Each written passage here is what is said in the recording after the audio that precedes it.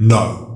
I'm not joking. Gromit, from Wallace and Gromit, the goofy-looking claymation dog who never says anything, is the greatest animated character of all time. What the dog doing? And he just so happens to be one of my favourite fictional characters of all time too. Hi friends, it's me, Emerson, and welcome back to my weird little corner of the internet for a brand new video. Ever since Vengeance Most Foul came out at the end of last year, I've just been on the biggest Wallace and Gromit kick. My hope was to make a video where I ranked all 6 Wallace and Gromit films and get that out before the end of the year, but that video has unfortunately been delayed due to multiple rewrites and me just constantly changing my mind. So I thought I'd talk about something else Wallace and Gromit related in the meantime, and that's pretty much why we're here today. Just before we go on, all my socials are down below, and if you like what you see, please consider supporting me on Ko-fi so future videos can look and sound better. With all that said, pour yourself a cup of tea in your Gromit mug, sit back, relax, and enjoy me talk about why I think Gromit the dog is the best animated character of all time. You seriously think I have the budget for an actual Gromit mug? Are you insane?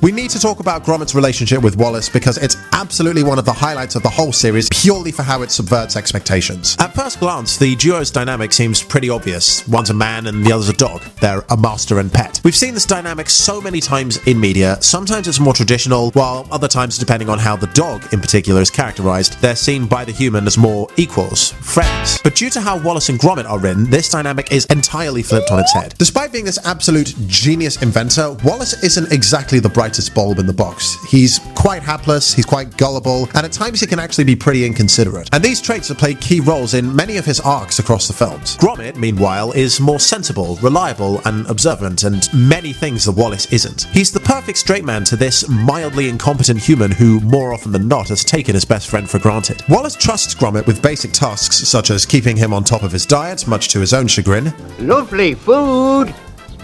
For rabbits, that is. Making his breakfast.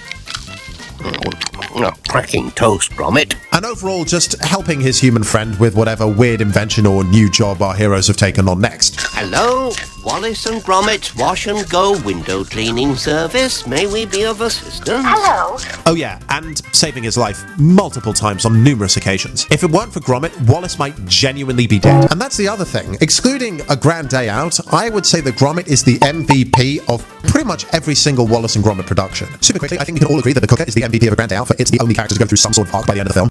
With that said though, Gromit is definitely the one contributing the most to saving the day in each story. He's more of an active protagonist as opposed to his human who's more passive. Yes, we have to acknowledge that some other characters have gotten the chance to shine during the climaxes of these films. Fluffle standing up to Paella in Loaf and Death is without a doubt the most satisfying moment of that film. And yes, we cannot forget that Shaun the Sheep was the one to ultimately take out Preston in a close shave. But Gromit has had a major hand, or paw, in pretty much every single one of these battles, while Wallace is more just along for the ride. But that's just who Gromit is as a character. He always sticks up for what's right, and he isn't afraid to jump into the firing line to protect those he cares about. He's gonna fly directly into the path of a golden carrot bullet to save the were-rabbit. He'll carry that lit bomb with his bare paws as long as necessary if it means that the inventor's life is spared. He's gonna throw down every piece of spare track he can in the hope of catching the diamond-carrying penguin who kicked him out and manipulated his best friend, and he'll chase down the same penguin again on a canal, jumping from one narrow boat to another in a pitch-black tunnel, and then pull a last-second sneaky switcheroo with the same diamond to fool the penguin so Wallace doesn't get framed and spend the rest of his life behind bars. I dare you to find another fictional dog who is as loyal as Gromit.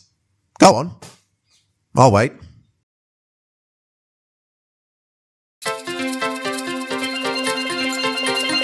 What I've just said is more character-based stuff, but it doesn't exactly fit the bill as to why Gromit is the greatest animated character specifically of all time. Don't worry, we're just getting to that now. One of the first things that people will notice about Gromit is that, well, he doesn't talk. He's voice activated.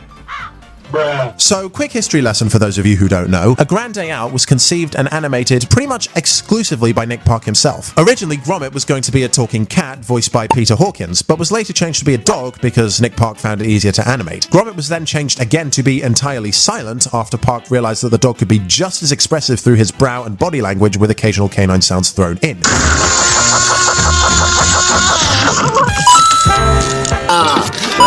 Have a nice walk, Gromit.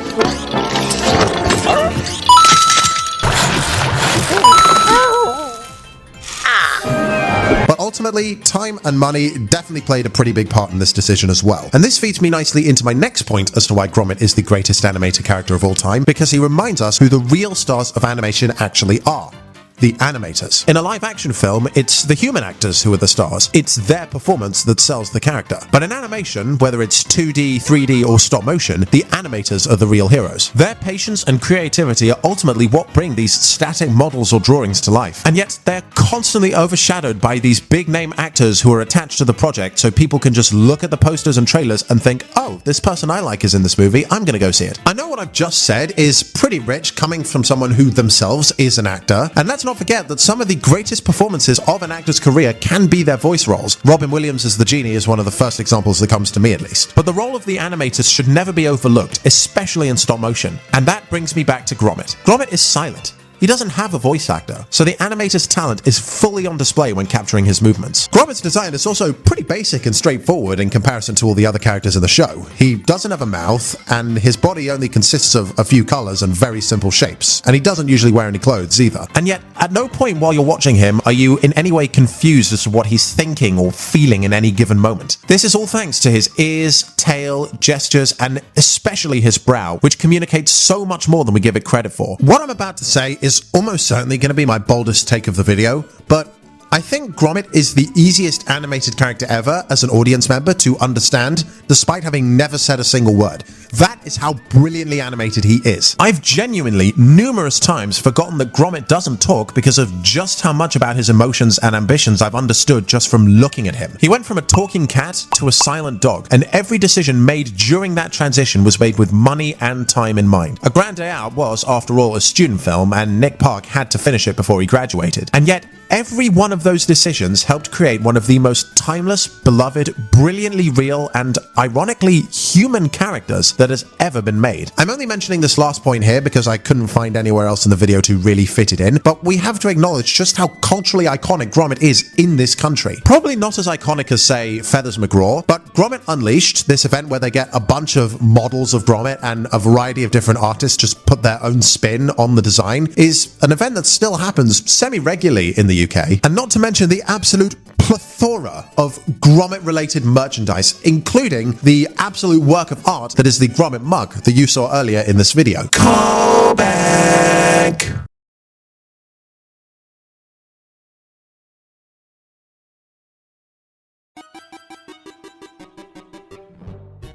Gromit serves as a reminder to us all that less is more, that we don't need all the resources and none of the boundaries to create greatness. Sometimes all we need is what we have in front of us and a stroke of creative genius. And that is why Gromit sticks in the mind of so many. In a world full of humans who can talk and emote in so many different ways, the silent dog with the simple design stands out for being the most expressive and rawest character of them all. He encourages us to stand up for what's right and look out for those who care about us. His quick thinking and razor-sharp wit have saved the day and his master on numerous occasions. Gromit would go to hell and back for Wallace, and while the inventor doesn't always show his appreciation, the dog knows he's grateful and will do anything to keep his master safe. Truly, man's best friend.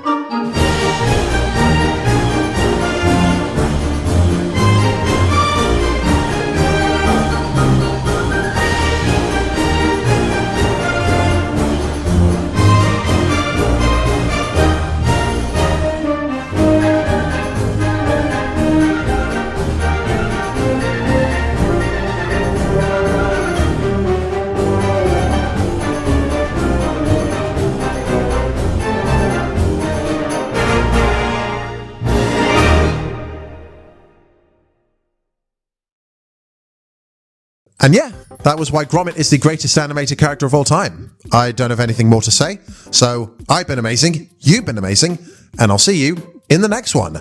Bye-bye!